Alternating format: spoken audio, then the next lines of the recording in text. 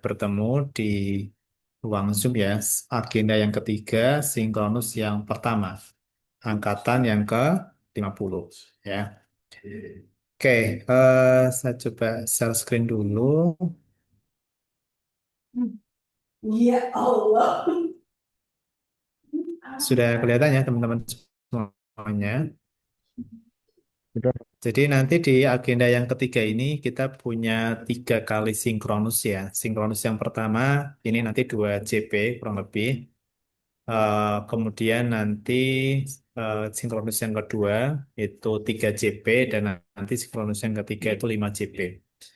Nah, di agenda yang ketiga ini memang kita fokus di 2 topik utama teman-teman. Yang pertama adalah tentang manajemen ASN, kemudian yang kedua adalah tentang Smart ASN. Jadi 2 topik besar itulah yang sebenarnya teman-teman sudah sempat apa ya baca ya baca walaupun sekilas pada saat teman-teman mengikuti tahapan MOC dulu, tahap awal ya MOC di sana. Jadi teman-teman sudah mendapatkan 2 modul yaitu Smart ASN, kemudian manajemen ASN seperti itu. Baik, sebelumnya saya akan coba kenalkan diri dulu teman-teman. Panggil aja nanti Pak Falah gitu. Backgroundnya sebagai seorang guru. Uh, Tahun 2018 menjadi Wigaiswara di BDK Semarang dan pendidikan sejak S1 sampai S3 di bidang sains ya, di bidang IPA, terutama fisika yang saya dalami di UNES, kemudian di ITS Surabaya, bidang fisika instrumentasi, kemudian di UNES juga di Dokter Pendidikan IPA. Seperti itu, kemudian organisasinya di pengembangan profesi PPI, Persatuan Pendidik IPA, wilayah Jawa Tengah, kemudian bidang data IT dan aset, serta sekretaris di Dewan Pimpinan Asosiasi Profesi Widaiswara. Seperti itu. Oke, sebelum kita masuk ke materi, karena sudah perkenalan, sekarang sebaliknya ya teman-teman, bisa memperkenalkan diri secara bergantian ya, secara bergantian. Nanti raisen aja ya, raisen sehingga nanti saya tahu mana yang sudah, mana yang belum seperti itu. Cukup nama, jabatan sama unit tugas. Saya mulai dari Pak Himawan yang terlihat. Silakan Pak Himawan. Nanti yang lain Baik, bisa raisen untuk saya tunjuk. terima kasih sebelumnya Bapak Dr. Muhammad Iqbal Salah. Sebelumnya perkenalkan nama saya Himawan Hadi Nugroho. Di sini sebagai guru ahli pratama, guru bahasa Jawa, unit tugas di kantor Kementerian Agama Wilayah Surakarta di Madrasah Aliyah Negeri. Demikian, terima kasih. Assalamualaikum warahmatullahi wabarakatuh. Bahasa Jawa di mana Pak? Tadi Pak putus-putus suaranya. Di mana lokasinya? Madrasah mana? Pak Himawan. Cek Mohon izin suara. Bapak, Mana Pak? Oke, untuk oke, saya oke. di MAN 2 Surakarta Bapak. Oh, Dua Surakarta. Oke, nanti terputus. Baik. Lanjut Pak Oke, Zulfikar. Monggo Pak Zulfikar. Bismillahirrahmanirrahim. Nama saya Zulfikar Ismail, jabatan sebagai dosen lektor di Universitas Islam Sunan Kalijaga Yogyakarta di Pascasarjana ya Pak. Di pasca sarjana ya Pak. Ya. Oke, di eh, spesifiknya di jurusan apa Pak kalau di sana? Studi Islam, Oh, studi Islam. Oke, baik. Terima prodi kasih. studi Islam. Prodi studi Islam. Baik, terima kasih Pak Zulfikar untuk perkenalannya. Pak Fikri, monggo silakan. Baik, Bismillahirrahmanirrahim. Perkenalkan, nama saya Fikri Kalamin. Saya berasal dari Mantiga Boyolali dan sekarang menjabat sebagai ahli pertama guru sosiologi. Gitu. Oke, guru sosiologi Pak Fikri di Man Mantiga Boyolali. Boyolali, Mantiga Mantiga. Boyolali. Oke, makasih Pak. Oke, makasih Pak. Lanjut Pak Elfat. Oke, Pak. Maaf sebelumnya. Perkenalkan nama saya Elva Rosdian Avicenna. Asal saya dari Tegal, jabatan penghulu ahli pertama. Ini tugas di KUA Lepaksiu Tegal, Pak. Lebesio Tegal ya, penghulu ya, Iya. penghulu ahli pertama. Oke, baik, terima kasih.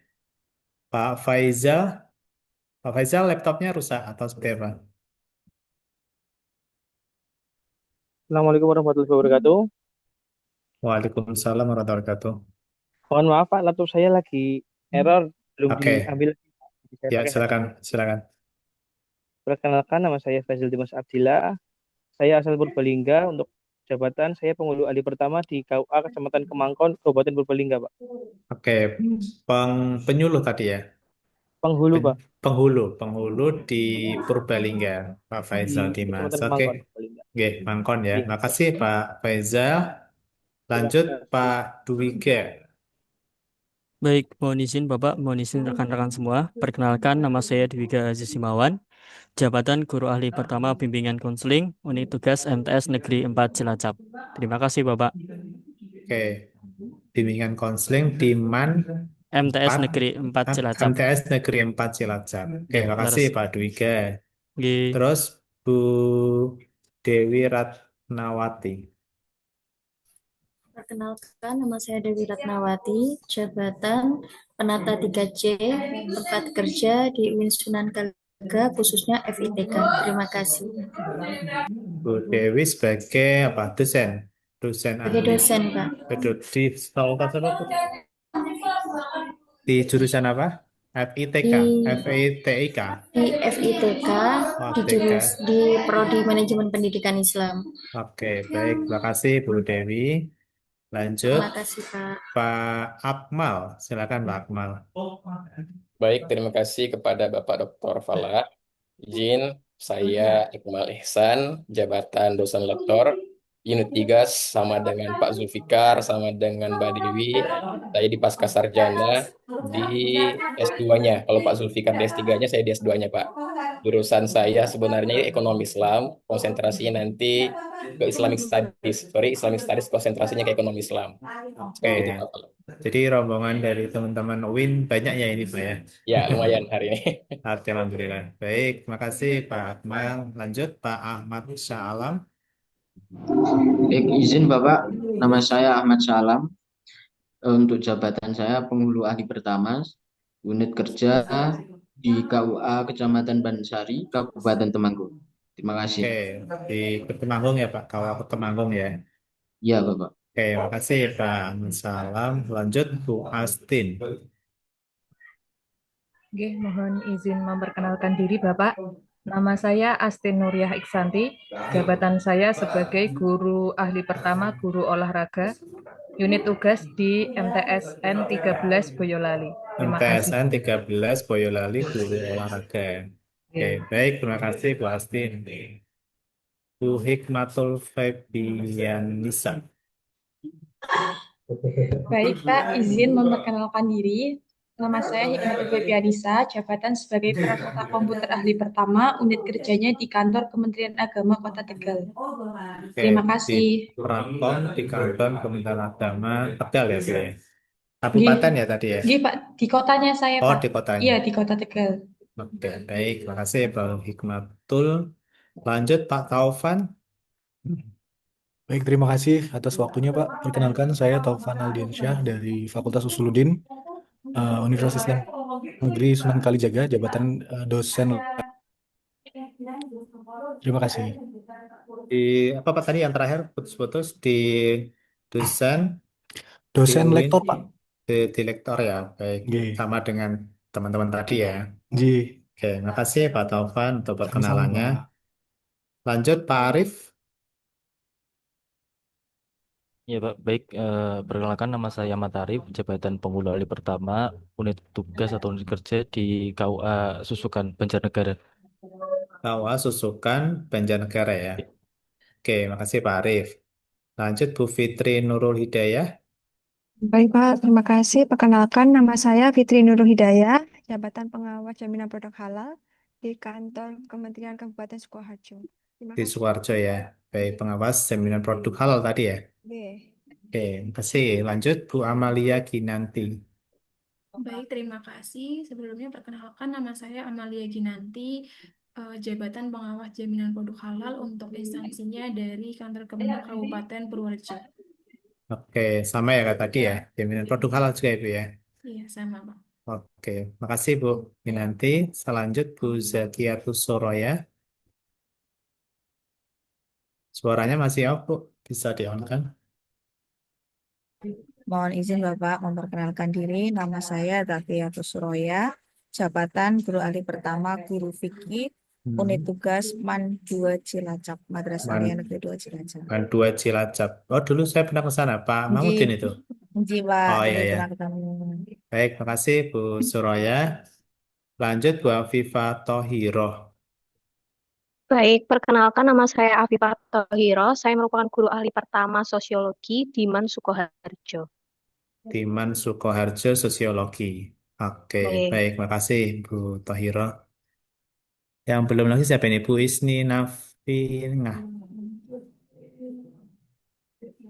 Baik, Pak, terima kasih. Perkenalkan, nama saya Isni Nafia, jabatan sebagai guru ahli pertama, unit tugasnya di MTS Negeri 3 Kebumen. Terima kasih. MTSN Negeri 3 Kebumen. Nggih.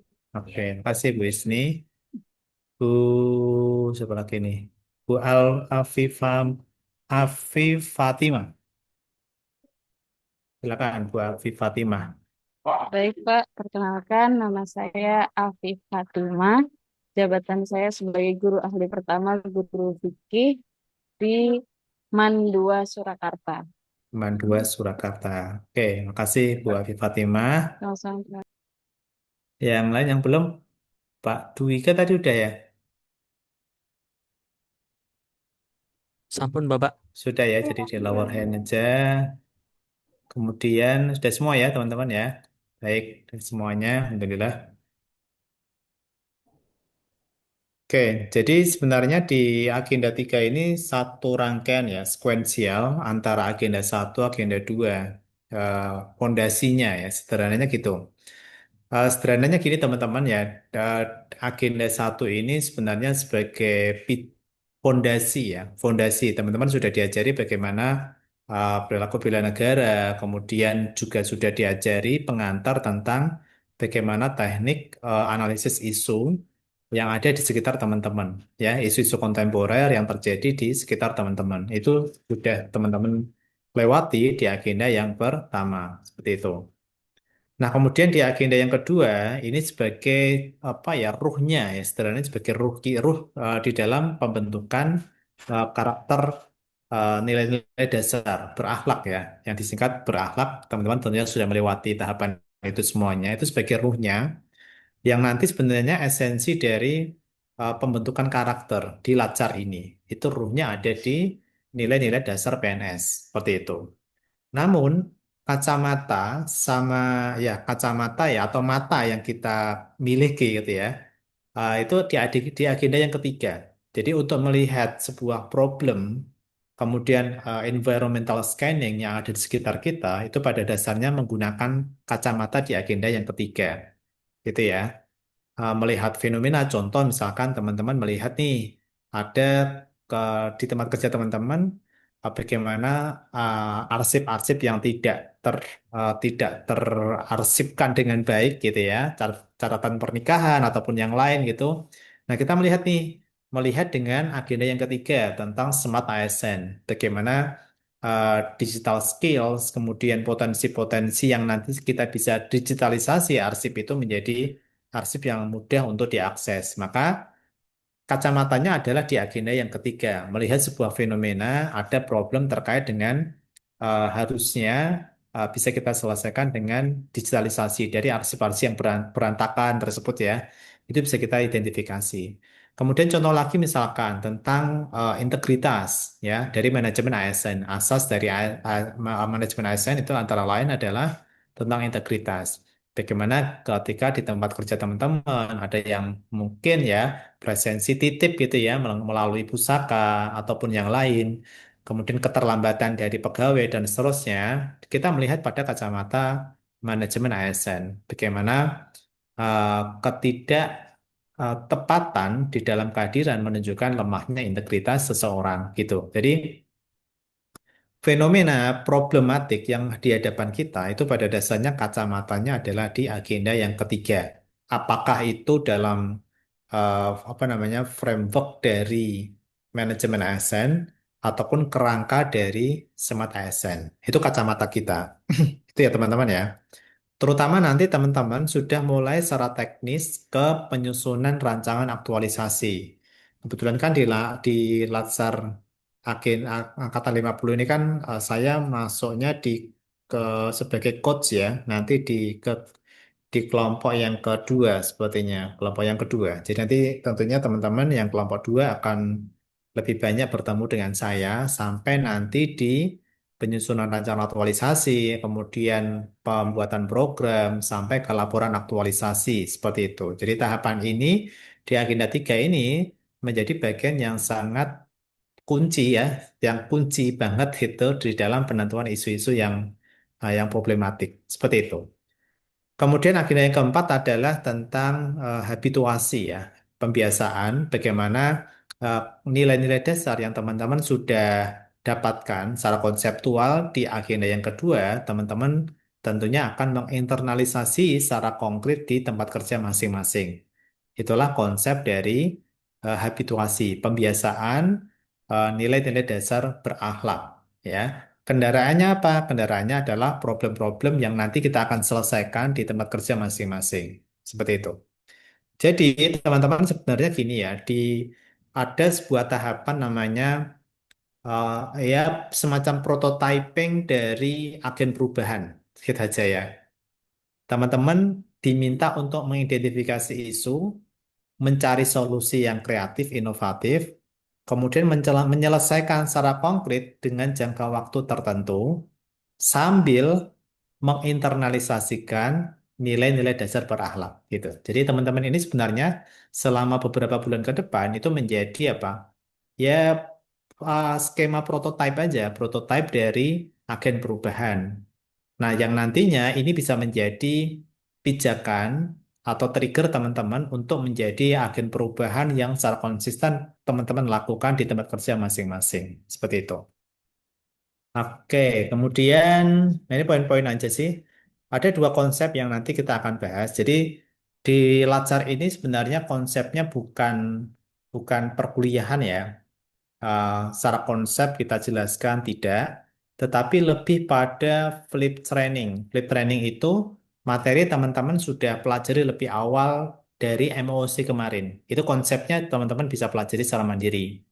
Bahwa yang saya hadapi sekarang adalah teman-teman eh, apa ya dalam kerangka pembelajaran andragogi gitu ya, orang-orang dewasa yang sudah mampu untuk eh, mencari informasi tidak sekedar hanya di kelas gitu ya, tetapi teman-teman bisa nih kemarin sudah mempelajari lewat emosi gitu ya, sudah dapat modulnya, modul Smart ASN ataupun modul manajemen ASN ya.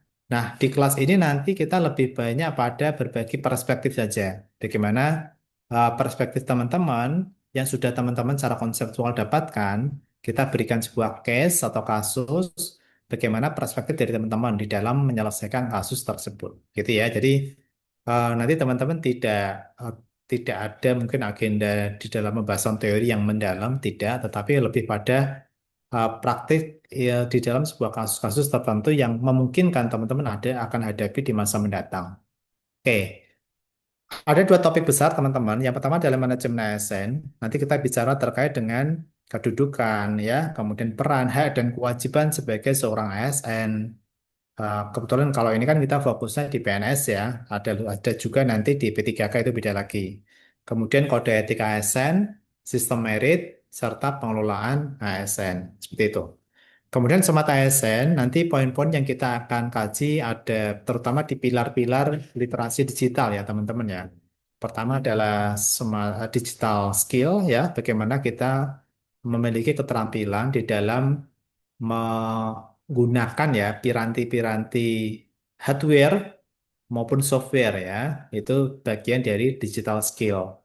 Kemudian ada juga kita nanti bicara terkait dengan digital safety ya, keamanan digital. Bagaimana kita memiliki kepekaan ya terhadap data-data pribadi.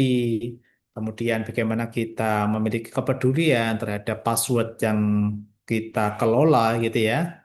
Kemudian kita juga memiliki ke apa namanya kepekaan juga bagaimana problem security system yang ada di tempat kerja kita masing-masing. Pentingnya data karena teman-teman ketika nanti berhadapan dengan dengan pekerjaan ya sesuai dengan jabatan masing-masing, baik itu sebagai penghulu, penyuluh, kemudian sebagai guru, sebagai dosen, teman-teman akan selalu berkutat dengan data, data-data dari mahasiswa, data dari calon pengantin, data dari siswa dan seterusnya. Jadi data-data ini kita anggap sebagai sebuah apa ya bagian yang harus kita amankan gitu. Maka di dalam Latsar ini memang ditekankan yang namanya digital safety, pentingnya memahami keamanan digital.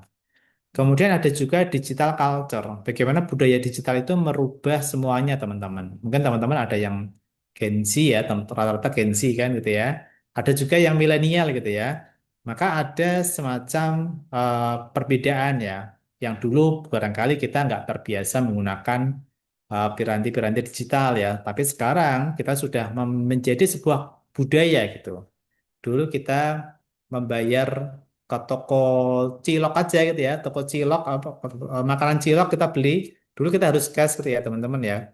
Tapi sekarang harus pakai apa? Kris gitu kan. Kemudian kalau dulu kita membeli barang, apalagi teman-teman sebagai pengadaan gitu ya, sebagai bagian dari pengadaan harus melalui e-katalog dan seterusnya. Teman-teman di dosen barangkali pengelolaan mahasiswa dulu harus di kelas ya, mengirimkan berkas berupa print out gitu kan. Sekarang sudah menggunakan LMS, kemudian penilaian pun kita bisa mengikuti hybrid ya. Perkuliahan juga sudah menggunakan hybrid, sinkronus maupun asinkronus dan seterusnya. Jadi budaya digital ini akan merubah semuanya. Nah, ke depannya kita bisa menjadi yang namanya ASN yang agile atau yang lincah. Lincah itu seperti apa? Fleksibilitas sangat tinggi. Ya, kalau di BDK sendiri teman-teman ya, kalau di BDK sendiri kami, kalau hari Jumat itu sudah WFA, kita kerja dimanapun gitu ya. Jadi jam kerjanya hanya hari Senin, tetap sampai hari Jumat, cuman Jumatnya adalah di ya WFH gitu ya. Tetapi harus mencapai target yang ditetapkan gitu. Itu menunjukkan apa? Ke depan itu ASN fleksibilitasnya sangat tinggi, tetapi tagihannya tetap harus benar-benar dicapai dalam setiap bulan itu. Oke ya, yang teman-teman barangkali ada yang sudah terbiasa tentang SKP dan seterusnya, itu nanti teman-teman akan hadapi ya di dalam waktu di setiap saat pekerjaan dari teman-teman semuanya. Oke, kemudian ada juga yang namanya ada tadi sudah ya culture, kemudian ada juga satunya namanya digital ethic. Nah, digital ethic ini bagaimana kita memiliki apa ya netiquette, etika di dalam bisa bermedia sosial, etika di dalam memanfaatkan teknologi, etika di dalam penggunaan AI, dan seterusnya. Ya, jadi pemahaman etika di dalam pemanfaatan teknologi. Itu dua poin besar teman-teman yang nanti teman-teman akan banyak berkutat. Di dua poin ini adalah kacamata yang nanti teman-teman akan gunakan. Ya, mulai dari rancangan sampai dengan laporan aktualisasi. Oke, nah di sini ada tiga fungsi utama ya dari ASN sendiri. Ya, yang pertama adalah sebagai pelaksana kebijakan publik PNS ini. Artinya apa? Artinya bahwa tugas-tugas yang kita lakukan sekarang itu harus inline dengan kebijakan dari pemerintah pusat. Ya, contoh misalkan ya, di sini ada kebijakan tentang efisiensi gitu kan. Contoh aja. Maka di level yang lebih kecil, level yang bawah gitu kan, baik kita sebagai guru, sebagai penyuluh, penghulu, sebagai dosen, maka tentunya menyesuaikan ya tentang prinsip-prinsip efisiensi yang terjadi yang harus dilakukan di skala teknis seperti itu. Mungkin sekarang kita paperless, kemudian rapat juga kita nggak lagi harus datang ya menggunakan anggaran perjalanan dinas, tetapi kita bisa menggunakan media digital ya untuk telekonferensi misalkan dan seterusnya. Jadi sederhananya adalah harus inline antara keputusan yang dibuat oleh pemerintah pusat dengan skala teknis yang kita lakukan gitu. Itu namanya adalah kita sebagai pelaksana kebijakan publik. Oke ya. Tentunya berorientasi terkait dengan pelayanan publik ya. Nah, pelayanan publik ini artinya apa? Yang kedua adalah pelayan publik Pelayan publik ini kita menempatkan diri kita sebagai pelayan masyarakat sesuai dengan bidang kita masing-masing. Kalau guru untuk siswa dan orang tua, kemudian kalau penghulu ya tentunya untuk calon pengantin dan seterusnya, penghulu untuk kepenyuluhan dan seterusnya. Nah, publik ini kita menempatkan diri pada standar yang tinggi tanpa eh, tanpa melihat ya eh, tendensi tertentu, baik itu dari sisi ras, golongan, faktor ekonomi dan seterusnya. Itu benar-benar kita sisihkan. Jadi kita berkeadilan di dalam melayani masyarakat. Itulah yang kita sebut sebagai kita menetapkan standar tinggi di dalam melayani masyarakat. Itu kuncinya. Kemudian yang terakhir adalah perekat dan pemersatu bangsa. Nah, ini kuncinya teman-teman, bahwa nanti teman-teman itu kan selalu dihadapkan dengan informasi yang cukup masif ke diri kita. Apalagi teman-teman ya, dalam tanda kutip terkena FOMO gitu kan. Jadi nggak mau ketinggalan informasi, setiap hari scroll gitu kan, apapun itu sosial media, bisa macam-macam, bisa TikTok, bisa IG ataupun yang lain. Bahkan durasinya lebih lama daripada kita berkomunikasi secara langsung dengan orang lain gitu. Nah, itu artinya apa? Artinya informasi yang kita akan terbanjiri informasi yang cukup masif ke otak kita gitu. Nah, sayangnya kadang kita tidak melakukan proses verifikasi. Mana data-data yang informasi yang dia itu valid, reliable kita percaya, kemudian mana informasi yang harus kita hindari dan seterusnya. Kadangkala kita tidak melakukan filter informasi tersebut gitu. Mungkin teman-teman masih ingat ya di demonstrasi kemarin itu di akhir bulan ya kalau nggak salah ya. Itu dilihat bagaimana demo yang paling unik ya kalau teman-teman membaca di media massa itu. Uniknya bagaimana? Tidak ada koordinator lapangan itu. Tidak ada koordinator lapangan. Bagaimana bisa dibayangkan? Dulu di tahun tahun kayak 98 dan seterusnya kan koordinator lapangannya jelas. Forum-forum, PRD dan seterusnya kan jelas ya. Tapi sekarang demo tanpa koordinator luar biasa. Yang menggerakkan siapa? Sosial media.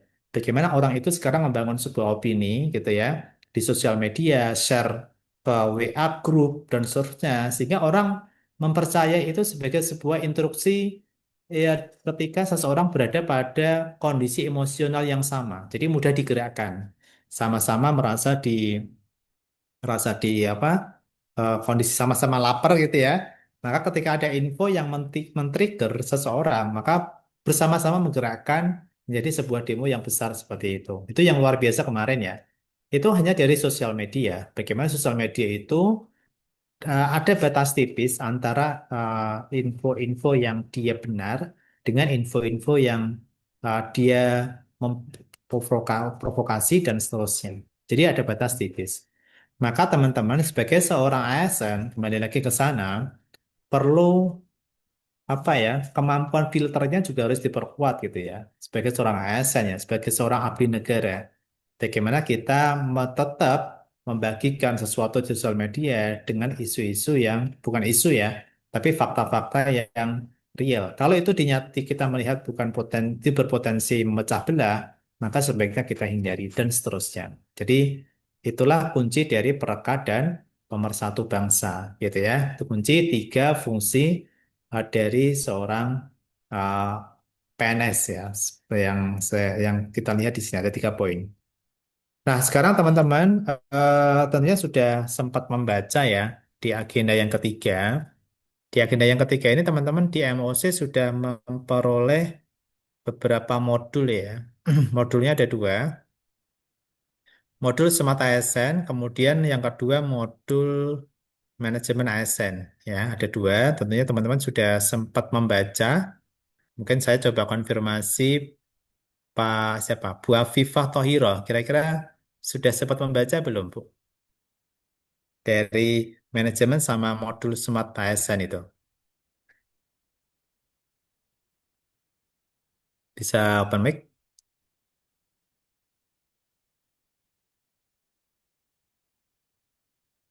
Maaf, Bapak, tadi bagaimana, nggih? Oke, yang lain dulu ya. Pak Fikri dulu. Pak Fikri Haikal, gimana Pak? Sempat membaca modul ini? Suaranya masih off, Pak Fikri. Ya, sempat kurang lebih membaca sedikit Bapak yang saya ingat. Oke, ya. Jadi ada dua modul ya. Nanti teman-teman di materi agenda 3 ini, inilah kunci dari eh, dua materi utama ya, di modul Smart ASN sama di Manajemen ASN. Baik, kita akan coba masuk di bagian ini ya. Kita akan coba menguji gitu ya, sekilas saja. Sekaligus nanti kita akan review dari dua modul yaitu Smart ASN sama Manajemen ASN. Silakan bisa join di sini teman-teman. Di joinmyquiz.com kemudian 651484. Oke, nah, nanti teman-teman bisa coba apa namanya mengerjakan dari modul ya, dari modul sekilas saja. Nanti setelah selesai kita akan coba review bareng-bareng gitu ya. Sekaligus apa sih poin-poin yang ada di dua modul tersebut. Oke, silakan bisa join myquiz.com kemudian kodenya 65184 ya. Atau bisa di-scan pakai pakai HP ya juga bisa.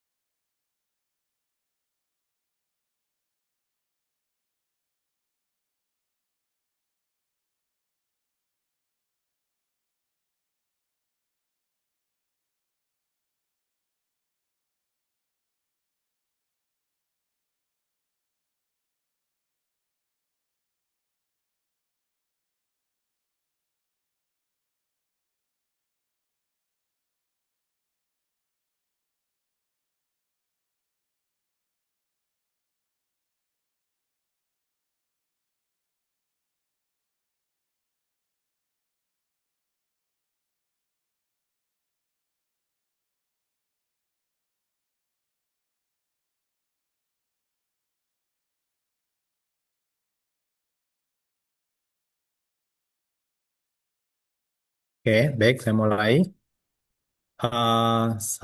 Kurang lebih 5 menit aja ya.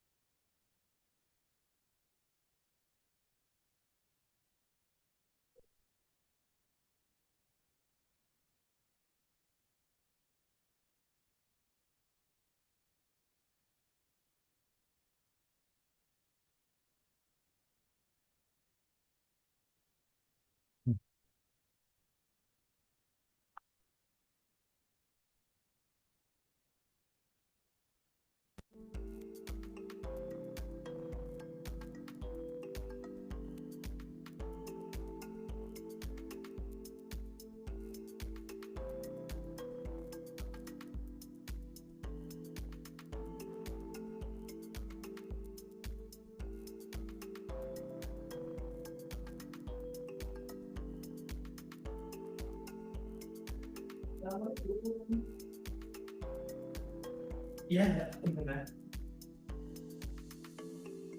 Oh iya, ya, saya. Tanpa membaca sudah apa? Nah, aku belum bayar kan jatah makanan bergizi gratis bisa.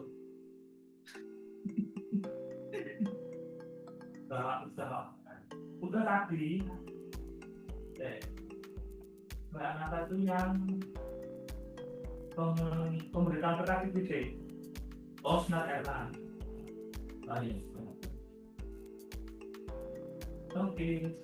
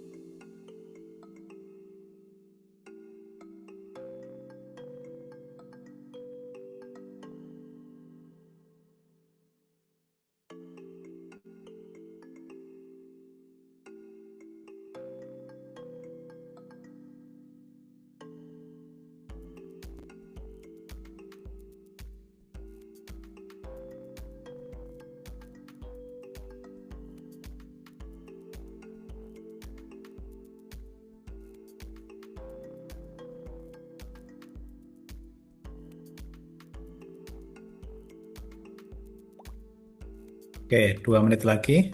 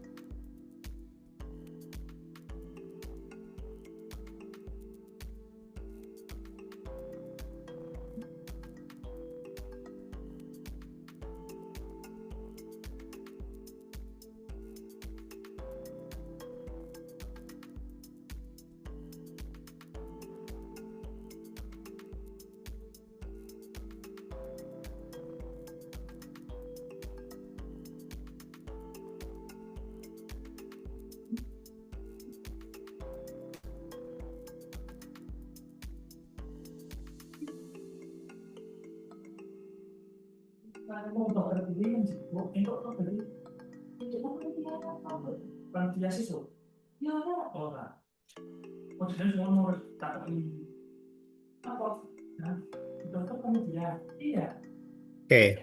cukup ya. Hitungan kelima, 1, 2, 3, 4, 5. Oke.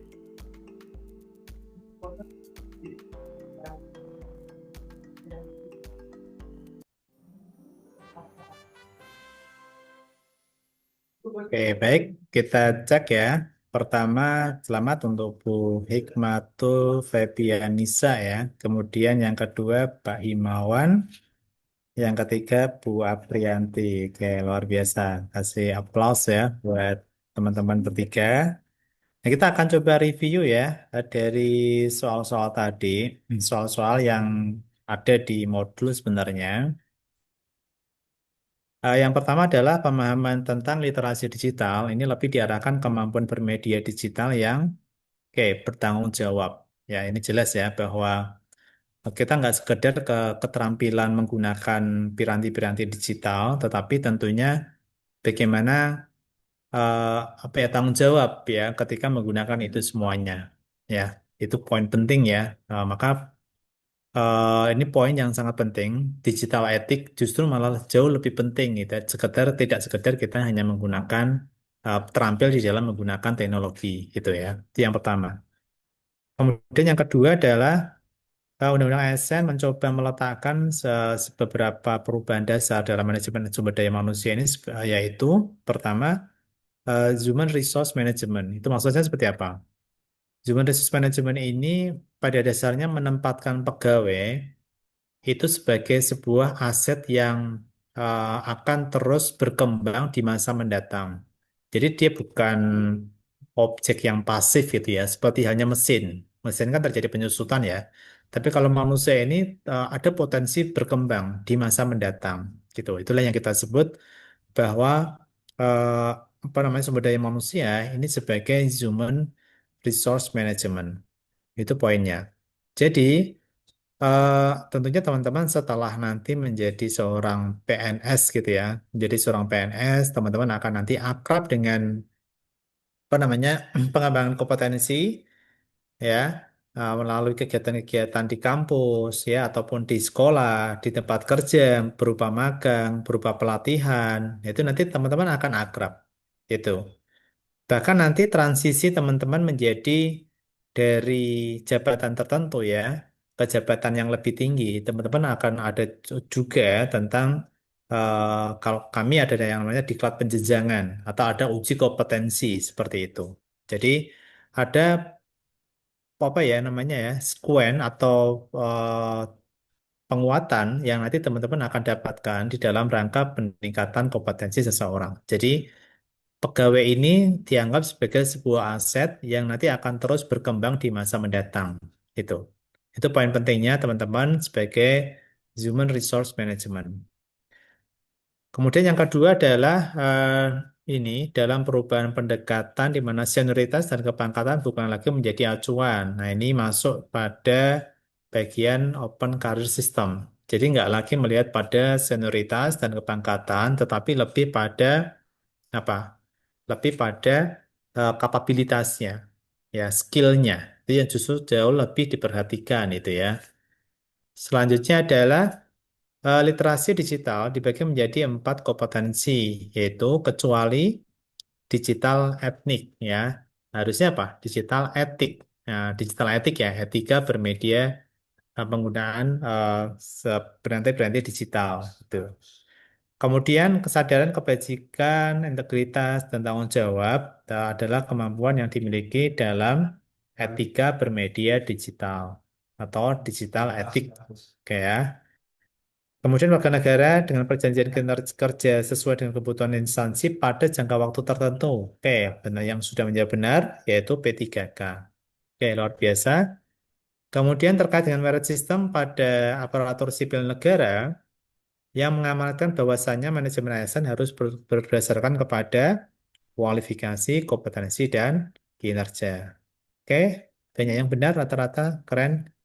Selanjutnya, kemampuan individu dalam mengetahui, memahami, dan menggunakan perangkat keras, ya, kita sebut sebagai digital skill atau cakap bermedia digital.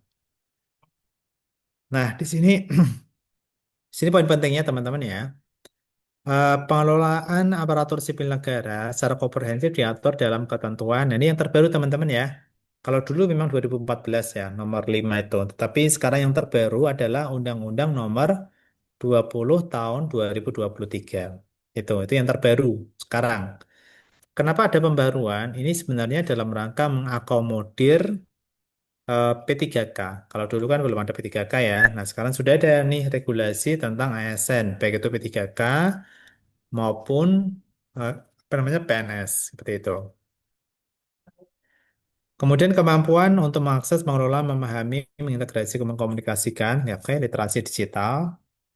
Kegagapan dalam mengoperasikan teknologi digital adalah salah satu ciri dari digital imigran. Oke ya. Ada juga digital native.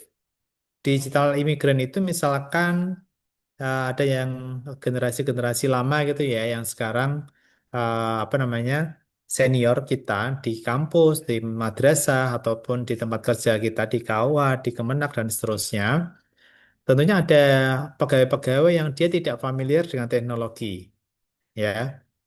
Ini kita sebut sebagai digital imigran. Kenapa? Karena dulu memang eh, pegawai tersebut lahir pun tidak akrab dengan teknologi. Mengajar ya lebih menekankan pada pendekatan secara langsung, gitu ya, tidak menggunakan piranti-piranti teknologi, gitu kan. Kemudian ngoreksi, misalkan ngoreksi tulisan, ngoreksi skripsi misalkan mahasiswa, itu juga apa secara langsung gitu ya, secara langsung ditulis secara langsung satu persatu gitu. Nah, saya masih ingat dulu itu saya sempat dibimbing oleh Prof siapa ya, Prof Satmoko dulu ya, yang orang tuanya Bu Sri Mulyani itu.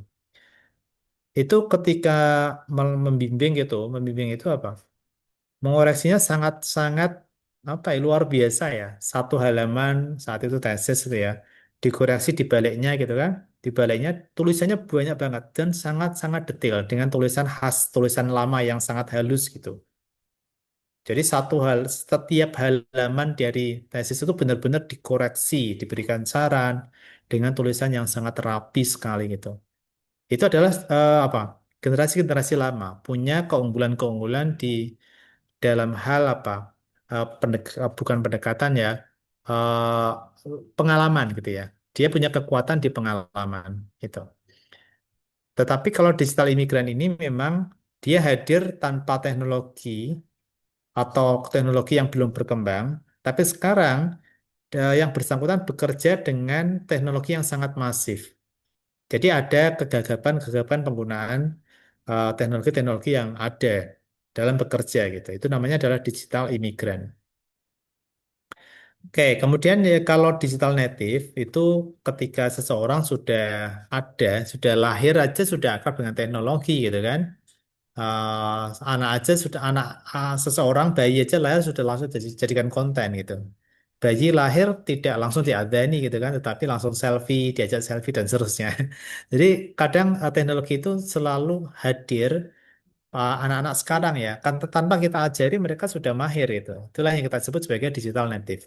Dia sudah terbiasa dengan penggunaan teknologi digital.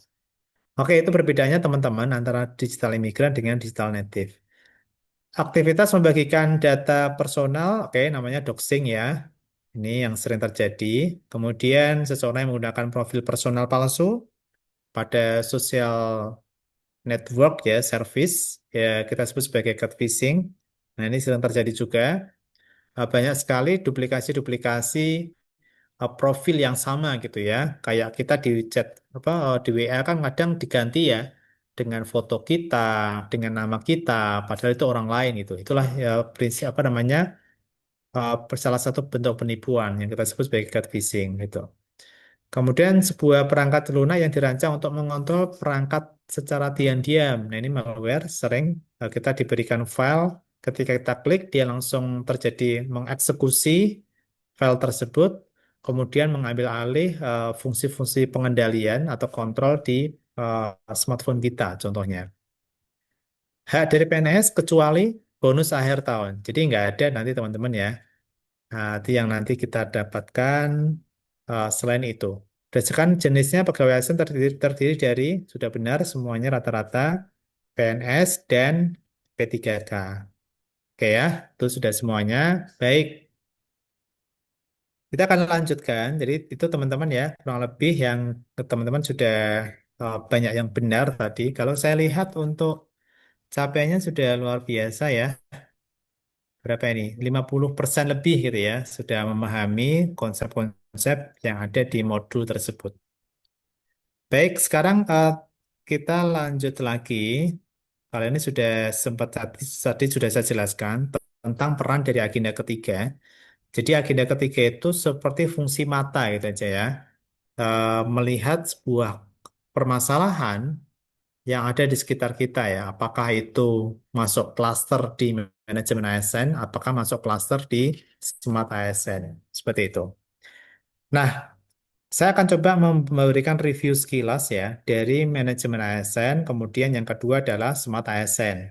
Sebenarnya sudah ada di modul ya, cuman saya akan lakukan review sekilas dari manajemen ASN sama smart ASN. Pada bagian manajemen ASN ini ya, ini memang rujukan utamanya di sini teman-teman, Undang-Undang Nomor 20 Tahun 2023. Jadi nanti teman-teman ketika menuliskan di rancangan aktualisasi dan seterusnya, gunakan Undang-Undang Nomor 20 Tahun 2023. Seringkali kalau kita menggunakan ChatGPT gitu, itu masih menggunakan, dia mengambil database nilai yang lama, 2014 itu. Jadi harus hati-hati, undang-undang terbarunya ya, tahun 2020, tahun 2023 tentang ASN. Itu.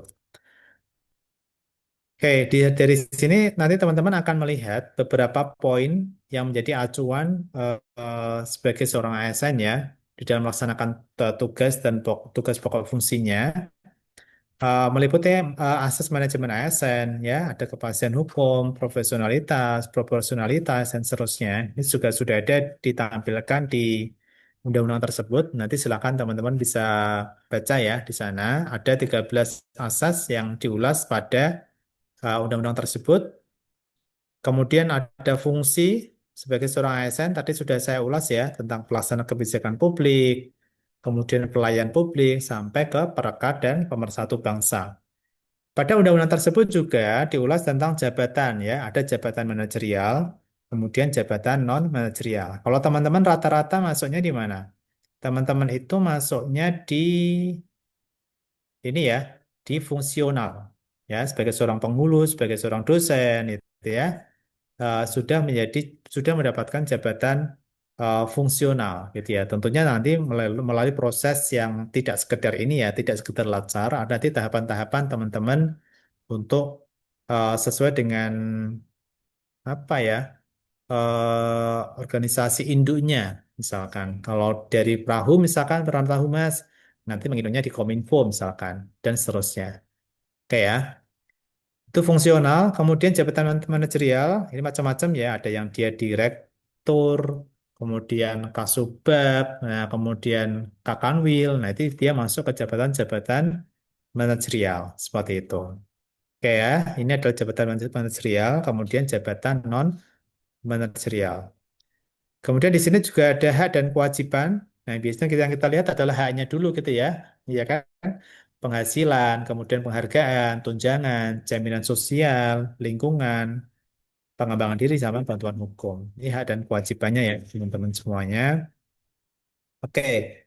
Kemudian prinsip meritokrasi tadi sudah sempat saya bahas. Di sini adalah penyelenggaraan sistem manajemen ASN sesuai dengan prinsip meritokrasi bahwa pengelolaan sumber daya manusia didasarkan pada kualifikasi, kompetensi, potensi, dan kinerja. Ya, tidak lagi melihat pada senioritas, kemudian jabatan pangkat seseorang tidak. Jadi sekarang kita temukan teman-teman ya, banyak kalau yang masih usia relatif muda, 45, 45 tahunan gitu ya, dia sudah mendapatkan jabatan yang cukup strategis. Kenapa? Karena kualifikasinya sangat sangat mendukung seperti itu. Ya. Jadi poin pentingnya adalah di dalam pengelolaan sumber daya manusia sebagai seorang ASN itu memang menekankan pada sistem meritokrasi, ya, tidak pada usia bahkan seperti itu ya poin pentingnya. Maka di beberapa kementerian itu kan sudah ada apa ya eh, manajemen talenta ya. Kalau teman-teman pernah lihat di Kemenkeu itu mereka sudah punya sistem database manajemen talenta yang cukup kuat di sana. Jadi ketika seseorang apakah dia layak dipromosikan atau enggak, sudah ada basis data yang menjadi pertimbangan gitu ya. Seperti itu poin pentingnya. Itu akan dilakukan di Kementerian Agama ini sebenarnya sudah dirilis cukup lama gitu. Tetapi memang masih butuh waktu di penguatan sana sini gitu ya. Tapi kalau di Kemenkeu sudah sangat-sangat masif dilakukan itu. Oke, kemudian di bagian apa namanya di Smart ASN, teman-teman nanti akan berkutat di pilar-pilarnya, ya. Mulai dari digital skill tadi sudah saya ulas, ya. Kemudian culture budayanya, kemudian etik, bagaimana etika di media bermedia digital.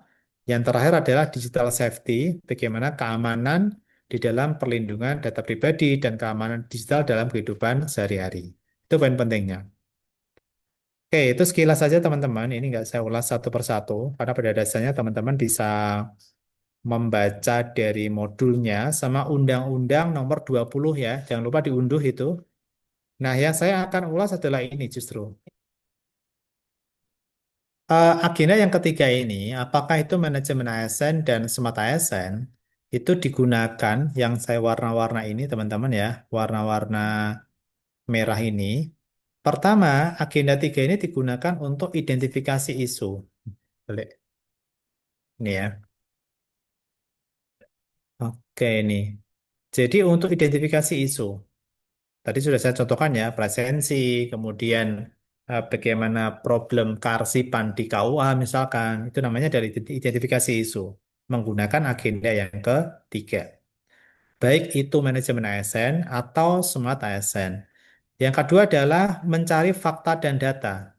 Juga kita merujuk pada kacamata manajemen ASN ataupun smart ASN. Ya, jadi mencari isu sama mencari fakta dan data itu kacamatanya agenda yang ketiga. Agenda yang ketiga itu juga digunakan untuk mencari apa? Gagasan kreatif. Gagasan kreatif ini untuk menyelesaikan core issue, ya, core issue. Core issue itu dari mana? Core issue adalah isu utama yang kita anggap paling urgent, paling serius untuk segera diselesaikan. Maka untuk menuju dari isu ke core isu, kita membutuhkan tapisan isu yang teman-teman sudah pahami di agenda yang pertama gitu. Jadi intinya ini teman-teman, saya akan hanya membahas tentang urgensi dari agenda yang ketiga. Dia mampu mengidentifikasi isu, kemudian mencari fakta dan data, sampai mencari gagasan kreatif. Oke, itu. Nah, sekarang kita akan coba lihat sebuah kasus ya teman-teman. Bisa dilihat videonya. Kita akan coba lihat video ini. Teman-teman bisa simak dulu. Oke, ada iklan dulu. Sebentar.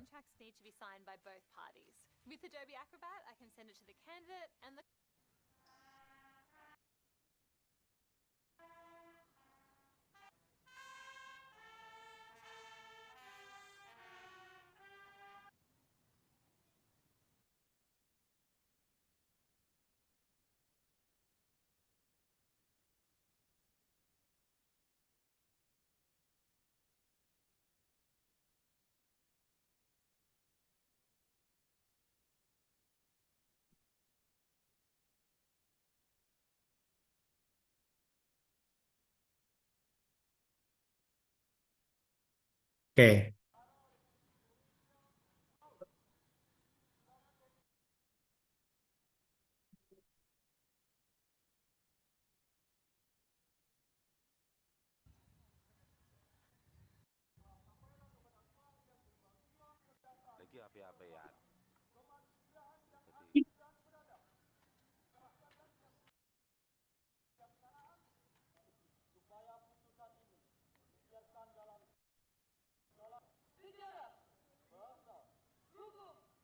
Oke, baik. Teman-teman sudah melihat video ini.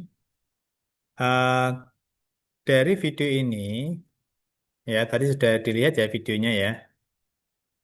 Kira-kira apa pendapat dari teman-teman semua tentang situasi tersebut? Ya, kemudian apakah ini mencerminkan ASN profesional? Kemudian apa kira-kira akar masalahnya serta gagasan apa? Gagasan solusi kreatifnya. Ya, dari video tersebut tadi sudah disimak ya teman-teman ya. Sekarang kita menggunakan Padlet ya, menggunakan Padlet seperti ini. Dari video tersebut yang tadi teman-teman sudah simak gitu, silakan memberikan pendapat ya terkait situasi tersebut tentang apa. Ini sebagai pertanyaan-pertanyaan yang membantu teman-teman, tapi nggak harus dipakai semuanya. Kira-kira apa akar masalahnya, solusi kreatifnya, dan seterusnya ya. Oke, saya bagikan linknya. Silakan nanti bisa diisi. Nggak ada suaranya ya? Oke, nggak ada suaranya. Saya coba stop share dulu. Saya ulangi kembali ya, teman-teman. Sekali lagi, harusnya ada suaranya. Tadi nggak ada ya.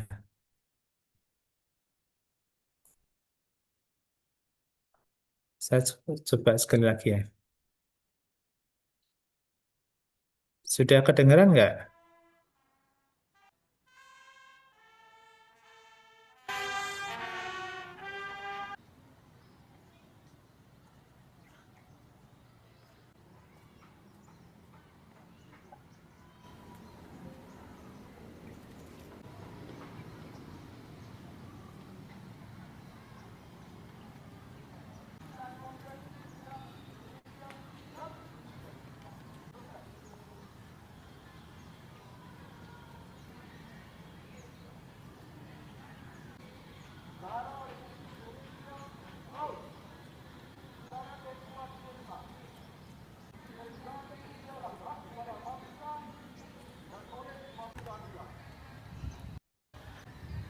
Oke,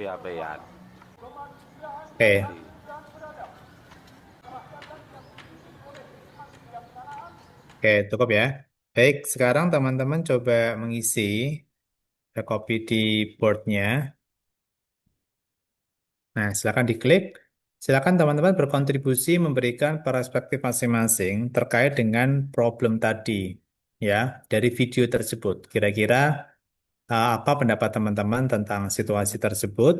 Apakah ini mencerminkan ASN profesional? Apa kira-kira akar masalahnya? Dan teman-teman syukur-syukur memiliki sebuah solusi kreatif gitu ya, sebagai seorang ASN gitu. Silakan bisa diklik link yang sudah saya bagikan di ruang chat.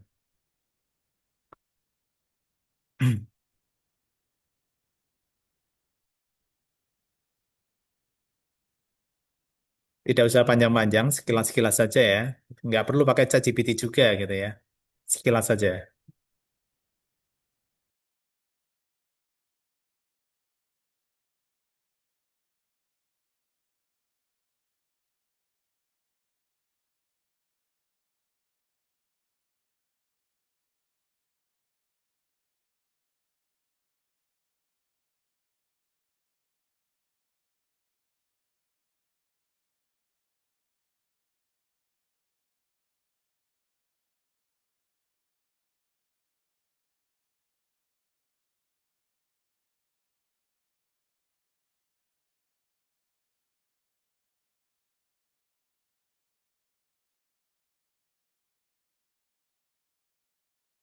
Oke, silakan bisa ditulis.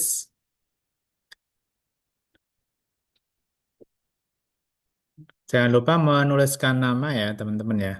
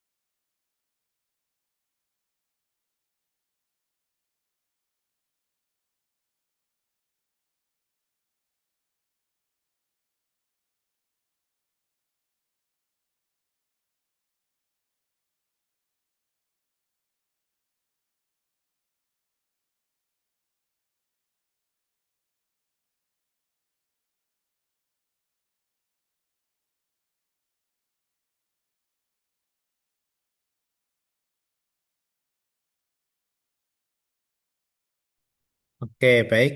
Yang pertama, Pak Taufan Aldiansyah. Oke, mungkin Pak Taufan bisa open mic, bisa memberikan perspektifnya, Pak, bisa memberikan penjelasan lebih lanjut. Silakan, Pak Taufan.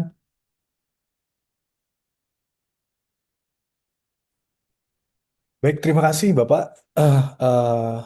Dari video YouTube yang tadi tayang dan kami lihat memang ada perilaku main HP ketika upacara dan menurut saya itu bukanlah hal yang baik dan menunjukkan ketidakprofesionalan dalam menjalankan ya sebagai sebagai ASN. Namun di luar itu juga kita juga harus membangun sebuah sistem yang memaksa tanda kutip ASN itu untuk tertib dan juga menjalankan budaya ASN yang sebenar-benarnya gitu loh. Sehingga eh, ya ASN saja yang kemudian nanti dicap, wah kok kayak gini perilakunya. Tapi tanpa ada sistem untuk pencegahan yang bagus dan dilaksanakan oleh para pemangku kepentingan, mungkin itu tidak akan berjalan gitu Pak. Oke, baik, menarik ya dari Pak Taufan untuk perspektifnya. Jadi memang sistem ini ya, kata kuncinya adalah sistem. Memang sebuah kesalahan kecil jika dibiasakan menjadi apa ya, menormalisasi keadaan gitu ya. Itu biasanya ya. Kita sendiri misalkan ya berbaris, kita AB gitu kan, menggunakan HP. Tapi ketika itu dianggap sesuatu yang biasa gitu kan, ya udah kita menormalisasi keadaan tersebut gitu, seperti itu. Sehingga upacara orang lebih cenderung memilih di belakang daripada di depan, karena dianggap itu sesuatu pilihan yang lebih menyenangkan, ya. Seperti itu. Jadi memang sistem ini sangat cukup penting, baik itu menempatkan pimpinan sebagai role model, kemudian apa namanya eh, peraturan, mungkin upacara, tapi pada satu upacara benar-benar harus meninggalkan HP. Itu salah satu langkah-langkah preventif yang bisa ditegakkan seperti itu, tergantung pada peraturan yang mau dibangun dari sistem tersebut. Oke, jadi kata kunci dari Pak Taufan di sini memang sistem yang harus berjalan dan harus ada komitmen bersama. Itu kata kuncinya ya. Oke, terima kasih Pak Taufan. Oke, sekarang ibu-ibu saya ambil acak Bu Astin Nuriyah. Oke, silakan Bu Astin. Oke, Bapak. Gimana Bu Astin? Silakan bisa memberikan perspektifnya. Oke, menurut saya tindakan main HP saat upacara itu sangat-sangat tidak disiplin, tidak profesional, dan tidak beretika. Akar masalahnya adalah kemungkinan ketergantungan digital gitu nih Pak. Oke, Dan solusinya mulai dari diri sendiri dulu, baru oke. nanti mendorong perubahan di lingkungan kerja. Ngoten. Bu Taufan kan sebagai Bu Taufan, Bu Nuriyah itu guru apa tadi? Olahraga ya? Oke. Nah, ini kan orang-orang lapangan banget gitu ya. Kalau main HP gitu langsung tendang gitu ya Bu ya. Kasarannya gitu. Saya kan juga rumahnya kan, Oke. rumah saya itu kan dekat jurusan olahraga di UNES gitu ya. Oh, Kalau di nice. dosen olahraga, ketika ada mahasiswanya yang ini ya, yang tidak, ya AB gitu ya, nggak disiplin, ya udah langsung, eh, secara langsung ya, Iya. memperingatkan yaitu secara fisik dan seterusnya. Harus push up. Betul. Nah, maka memang pendekatannya langsung kalau Bu Oke. Astin ya melihatnya. Oke. Baik, terima kasih Bu Astin untuk Oke, perspektifnya. Bapak. Oke, yang lain saya coba aja. Pak Pak Zulfikar Ismail. Monggo Pak Zulfikar bisa memberikan perspektifnya. Oke, baik. Terima kasih, Bapak Miftahul Falah. Saya rasa itu penyebab utamanya adalah kurang rasa nasionalisme dalam pribadi orang tersebut. Eh, Cara solusi yang paling enak adalah, maksudnya si sistem memang perlu, sebagaimana disampaikan Pak Tovan itu perlu, sangat perlu. Tapi kadang-kadang kita itu bandel, ASN itu banyak bandel. Ada Iya, sistem, tapi kan di luar sendiri. Nah, hal yang paling penting di atas sistem adalah itu si si pemimpin itu, pimpinan instansi tersebut harus mengajak dari hati ke hati, berbicara dari hati ke hati. kita adalah ASN, entah apalah bagaimana caranya. Kalau hati sudah masuk, sudah oke, nah sistem ya bisa kita ikuti apapun peraturan akan oke. Kira-kira seperti itu. Hati, Oke, intinya hati. ya baik, menarik ya. Tadi pendekatan dari hati ya, Pak. Iya Memang benar, motivasi hal-hal yang sifatnya dari dalam itu dia akan lebih lebih mengakar benar, dibandingkan dengan apa represif, apalagi represif ya diberikan kekangan yang cukup dari faktor-faktor eksternal. Justru kalau dari dalam biasanya lebih kuat ya di dalam memberikan regulasi diri terutama. Itu ya Pak Yulfikar ya. benar, benar, Pak. Oke, baik, terima kasih Pak Yulfikar. Ini Baik. saya malah salah fokus ini apa eh, tidak dari Jogja Pak ya? Saya Kalau- dari Aceh. Oh iya, logatnya ini. Soalnya teman-teman saya kan banyak yang dari Aceh juga ya, dari Oh, teman-teman kampus itu. Jadi logatnya kok kayak agak. dari Aceh gitu ya, benar juga ya. Iya, Baik, baik, terima kasih Pak Zulfikar, ya, luar makasih, biasa. Pak. Lanjut satu lagi ya teman-teman, nggak bisa semuanya. Sekarang ibu-ibu lagi, Bu Dewi Ratnawati. Silakan Bu Dewi. Ya Pak, terima kasih atas waktunya. Kalau menurut saya yang menjadi akar permasalahan yaitu mereka main HP dan ngobrol sendiri. Dalam situasinya, yaitu apel atau upacara mencerminkan situasi yang tidak kondusif. Kalau terkait tadi Pak Zulfikar mengatakan berbicara dari hati ke hati, kayaknya ASN itu sudah kebal Pak hatinya, soalnya peraturan aja yang tertulis sudah dilanggar, apalagi masalah hati. Jadi dengan apa solusinya yaitu dengan mengadakan peraturan keras, tidak hanya tertulis tetapi tindakan, yaitu dengan larangan membawa HP atau berbicara saat melaksanakan apel atau upacara. Hanya itu saja, Pak. Terima kasih. Oke, baik ya. Terima kasih ini. Mungkin Pak Zulfikar bisa memberikan komentar ini kayaknya ke Bu Dewi Rahmawati. Seperti apa Pak Zulfikar? Sepertinya kalau dari hati ke hati kayaknya nggak mempan Pak gitu. Eh, Gimana? baik siap itu eh, eh, kan ada misalnya reward dan punishment. Nah, ketika itu dilakukan, itu boleh, namun apa namanya akan banyak orang yang merasa tidak dilihat, merasa dirugikan dan segala karena eh, penilaian manusia itu kan eh, tidak akan sempurna. Jadi kalau ada sekian ratus orang yang menjadi peserta upacara dan yang menilai itu katakanlah atasan langsung, maka yang pertama dinilai bagus adalah yang paling dekat dengan beliau.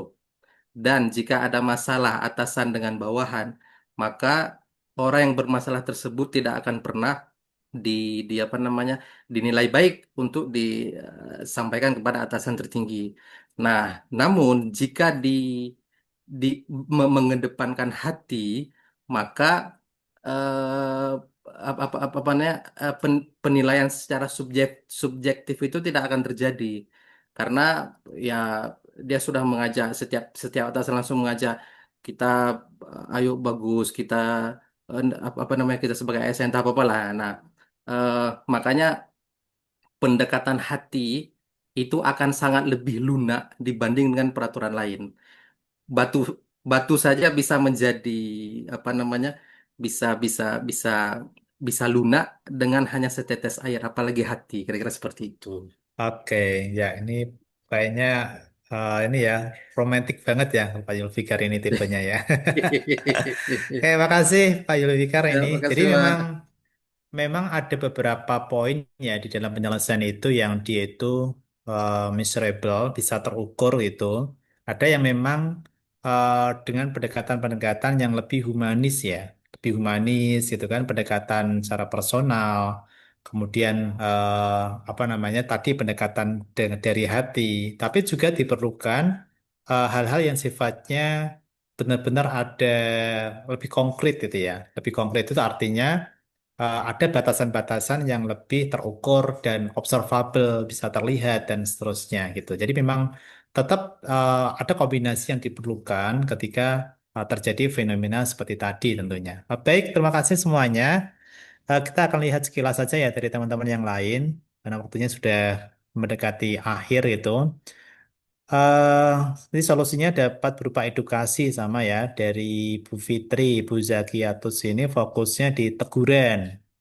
Kemudian mengingatkan dalam melaksanakan upacara secara hikmat, Bu dari Bu Afifah, Bu Hikmatul fokusnya di pembinaan. Kemudian Bu Isni larangan tegas ya, bentuk kesadaran diri, oke sama kayak tadi. Diingatkan kembali tentang aturan-aturan ketika upacara. Kemudian Pak Fikri, mana ini tadi Kak, terlempar lagi. Ini ya, ini tentang sosialisasi agar disiplin terkait dengan peraturan. Pak Ihsan, ini fokusnya di setiap instansi harus ada bagian kode etik, mampu mengembalikan nilai-nilai dasar dari ASN PNS. Oke, luar biasa. Terima kasih teman-teman yang sudah memberikan perspektifnya. Selanjutnya adalah tugas ya. Tugas ini, jadi di agenda 5 itu standar dari pusat ada 5 LK yang nanti teman-teman bisa selesaikan.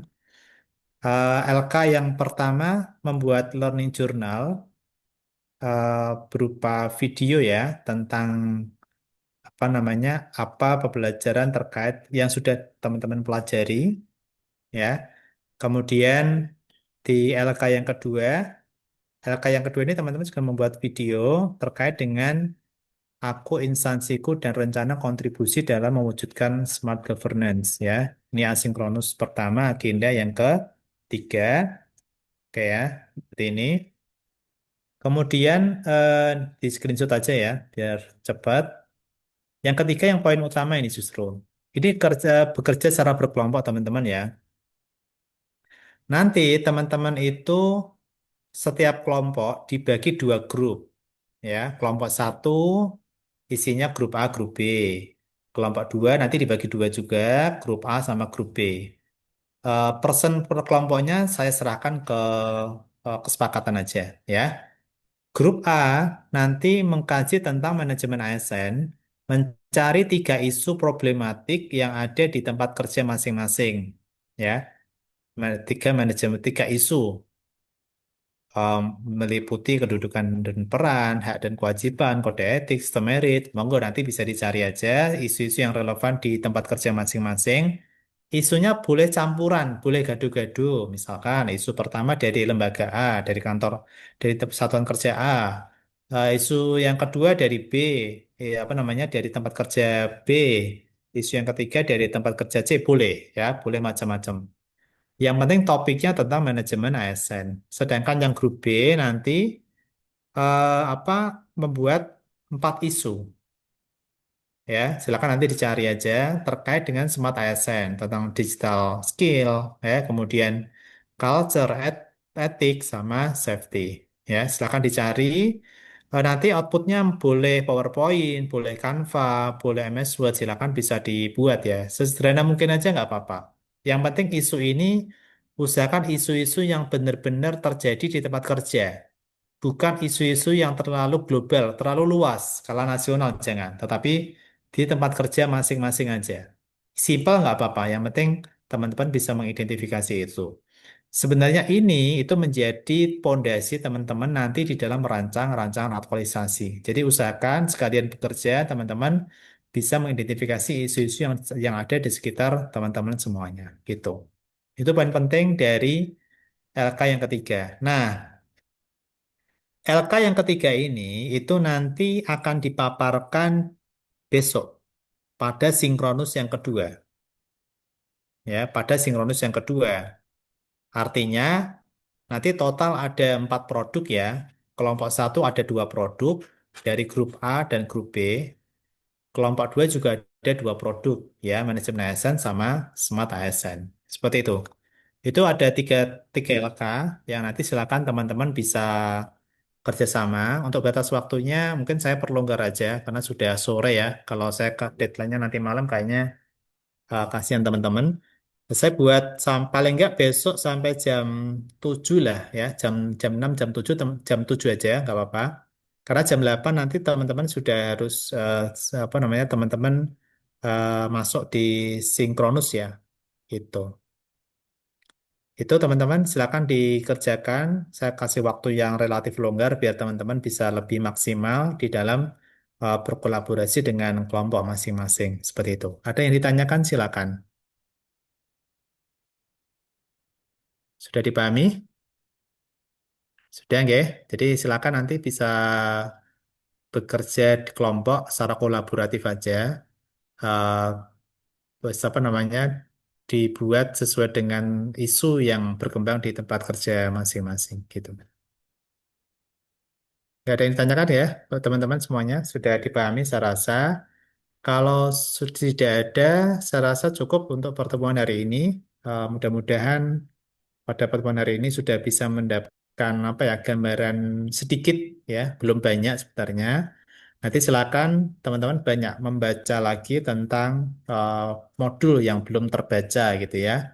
Um, Insya Allah kalau besok lebih banyak kepaparan, karena kita lebih banyak melihat pada isu-isu yang memang terjadi di lapangan ya, dan baru kita kaitkan dengan smart ASN atau manajemen ASN yang relevan seperti itu. Baik, mungkin itu untuk hari ini. Saya rasa cukup. Sehat semuanya. Mudah-mudahan diberi kelancaran di dalam melaksanakan selesai lancar juga ya. Ya, terima kasih sebelumnya. Assalamualaikum warahmatullahi wabarakatuh. Waalaikumsalam warahmatullahi Waalaikumsalam wabarakatuh. warahmatullahi Waalaikumsalam wabarakatuh. warahmatullahi wabarakatuh. Terima Oke. kasih banyak Bapak. Waalaikumsalam. Ya, sama-sama. Makasih banyak, Pak. Sama-sama.